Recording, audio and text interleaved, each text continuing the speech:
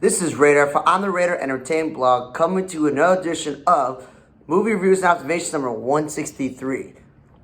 I watched the movie Super Cool first, and looking at this, when you see Damon Wayans Jr., who was in that, Happy Together sitcom that was one year that failed with Amber Taylor West and this British guy being a musician, I was like, oh, I know that guy. And then there's a white guy next to him, and I'm looking at it going, wait, is that Ben Schwartz? No, it's just some young guy that kind of looks like Ben Schwartz. His name is Jake Short. There's Miles J. Harvey in this movie. And I was like, this kind of looks like a copy of like Superbad and some other stuff. So basically, these like loser high school friend. Well, he's the loser because he has no friends. I think the other friend, the short black junkie dude, he may have friends. And like, they each have crushes on some of the popular girls, whatever the case is. And they get bullied, they get picked on. So you can relate to that. And again, barely 91 minutes. It's like an hour and 25 to 26, 7-minute movie before credits. So I will say this. It was one of the dumbest movies I watched. I wouldn't say it's one of the worst, because I've seen some really bad 2-hour dramas or some really bad foreign films, so there was just no point in making. This is, as they say, super cool. It's just trying to be like super bad. It's bad. But it's so bad that it's funny and watchable, because there's so many dumb things like sophomore jokes, private joke parts, masturbating joke, all these things that you're just like, okay, I get it. So the premise is that at 11:11, you make a wish and something happens. And he made a wish to be cooler. My only problem is they changed his appearance so everyone else doesn't see who he really is, which doesn't make sense. If you're going to be cool, it's more of who you are. I don't think it's about how hot you look as a guy or girl, but either way, and they get into all this debauchery where, because he's so good looking, they get invited to a sex party, and it's not a party with girls. They find out it's a gay man's party. They try to go be cool at the girl's party that he has a crush on, but again, the bullies bullied him no matter what. And then his sister is like Pamela Adlon's daughter, who I've seen before in movies, but they made her like the lesbian sister in the movie.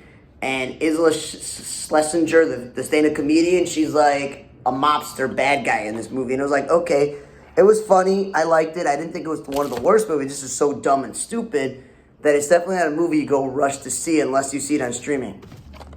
Then I watched the movie Family Camp, where Lee Allen Baker, this blonde woman in here, I've seen her before. She supposedly says she's been a mother on Disney Channel and she's a voice actress. I didn't really recognize any of this movie, but it's one of these kids' movies where, guess what? The kids are not the main characters. It's about the parents, which again is really a bad strategy. Kids, when they watch a kids' movie, a lot of the time they want to see the kids being the main star. But it's really like a family where the father's cliche where he works over all the time. The wife's like, you got to be more attentive with the family, so let's go to this family camp. And they go to this family camp, and they get stuck with this other family who's weird and everything.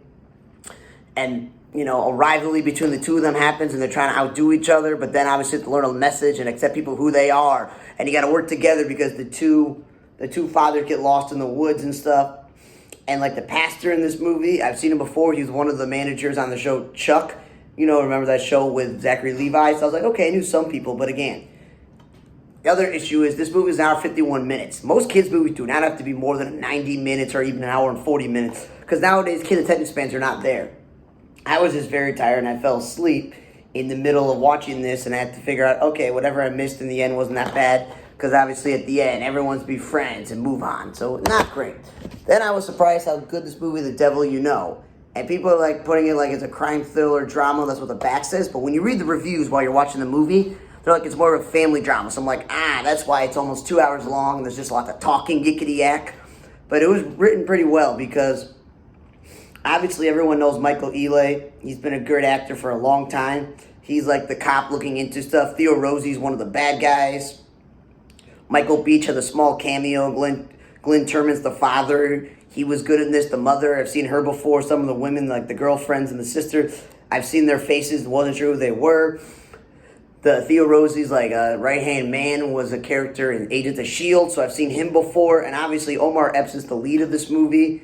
And the guy playing his brother, Will Catlett, is now the second time I've seen a movie with him. First, there was that movie with the rapper that I watched the other day about these kids who like to do like to race with their bikes and stuff. And I was like surprised how good that was. And Will Catlett was a cop. This time the premise is Omar Epps is an ex-con trying to get his life together, but his brother Will Catlett gets involved with Theo Rossi and his crowd, and he's just trying to help his brother out, and it turns to a transpire of all this events that lead to almost bad ending for him and his family with all the stuff that his brother did and how they got involved.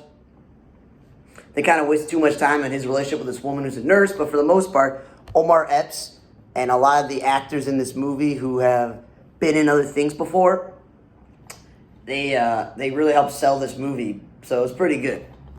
Then I watched the movie Uma because I need to watch something short. I was going to watch, something that was long in the drama, so I had stuff in the background to do, but found out I watched that movie. I'm 99% sure. So Uma is like the word for mother in like Korean. And basically her and her daughter, Fievel Stewart, who I've seen before, she's a really good actress for a young person. Dermot Mulroney plays like the dude down the street who's like the convenience store guy. I've seen Odeya Rush, she was I guess the daughter of him in the movie or the niece. So basically, she's living on her own. She doesn't have any electronics. They're on a farm. There's no electricity whatsoever. They use like candle and whatever to survive. And they're basically on a farm and they sell honey. And the daughters live there. She didn't go to school, so she's like homeschooled and all that stuff. And she's around at college age. But literally, her uncle shows up with her mother's remains and belongings, and it starts to haunt the whole entire house and her brain and everything else. And it's just like, can her mother just leave her alone? Even though her mother died, she's still haunting her. And again, barely an hour and 23 minutes. It was an interesting enough horror film, and I was like, Sandra Oh is a good actress, so she really sold it, so I thought it was pretty good. Black Site was not great. It was super cliche and horribly put together.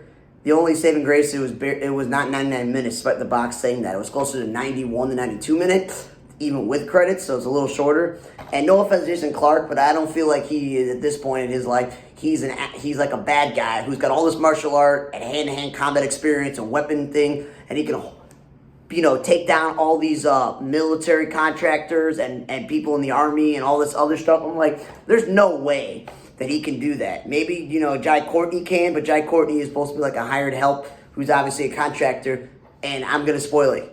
He gets killed. And I'm just like, dude, it's so dumb.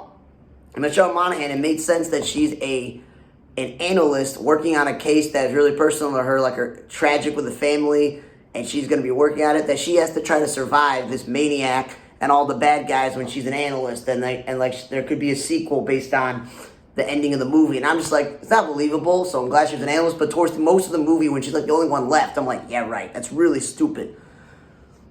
Because you have to believe that some of these operatives are double agents, or that they all can get beat up by Jason Clarke, and I'm just like,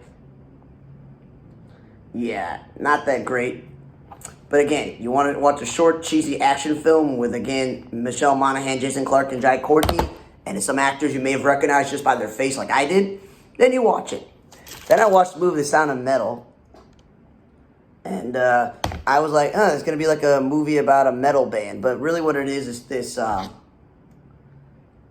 Riz Ahmed, they said put on like a award-winning performance, and he really did. It showed the community of people who are deaf and their hearing loss, and it's not a disability, it's like a community, you have to live with it, sign language community, and his life was all about just playing in a metal band with his girlfriend, who, Olivia Cook was in there, and there were some other actors that I've seen before, but they supposedly said that the guy from In the Dark and Abbott Elementary, Chris Perfetti, was in this movie.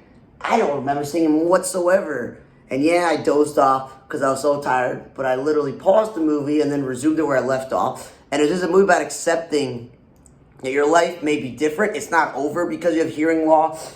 There are a lot of people that are deaf and that hard hearing, and they can still go on to live natural lives and do whatever they're supposed to.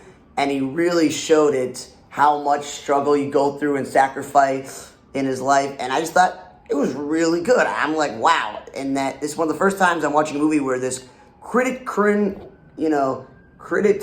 Collection, whatever it's called, actually actually had a movie that I actually really like. Because sometimes the library will have these movies, and I'm like, this movie was not good. It does not need this whole entire collection where you got like insert of what's going on in the movie, and you got all this information in these photos, and they may even come out with like bonus material and stuff. And I'm just like, yeah, most of the time it sucked, but this was really good. But obviously, I think the best movie that I watched this week was A Tie Between the Devil You Know and Sound of Metal, because it was really well put together and superb acting. Black's Eye again, cheesy action film. Uma was an interesting horror film. The selling grace is that it's short, super cool. It's such a dumb comedy that you liked it. It was so bad and had all this hijinks and stuff that you're like, cool, I get it. Trying to make this decade of super bad. And I would say that Family Gang was probably the worst movie, because who cares about a kid's movie that's about the parents and it's almost 2 hours long? But it is what it is. Not a week where I can say, oh, these movies were horrible and I don't understand what's going on. They're crap. It was a pretty good week of movies. Thanks for listening to another episode of Movie Reviews Observation number 163. For On the Radar Entertainment Blog, I'm Radar. See you guys next time.